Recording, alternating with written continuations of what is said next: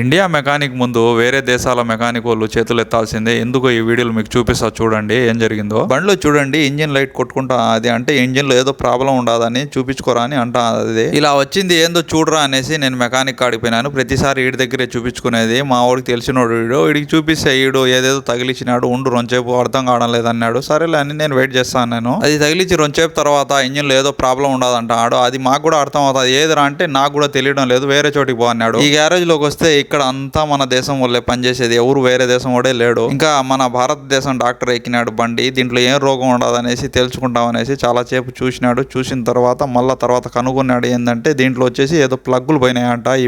ఇవి కూడా పోయినాయంట. వీటిని ఇంజిన్ కాయిల్స్ అంటారు, ఏమంటారు తెలీదు. మీరు కామెంట్ లో చెప్పండి కరెక్ట్ గా వీటికి ఏమంటారు. మన ఇండియా అతను ఏమేం పోయినాయని చెప్పినాడు. అన్ని తీసుకొని వచ్చినాను మార్చేందుకు. దానికి ఇంజిన్ ని సంబంధించిన సామాన్లు మొత్తం. సామాన్ మార్చేది మాత్రం ఈ ఆర్ఎంపీ డాక్టర్, ఎందుకంటే మనోడికి తెలిసినోడు కదా. ఇది మన ఇండియా వాళ్ళ గురించి నేను కరెక్ట్ చెప్పినాను. కామెంట్లో చెప్పండి.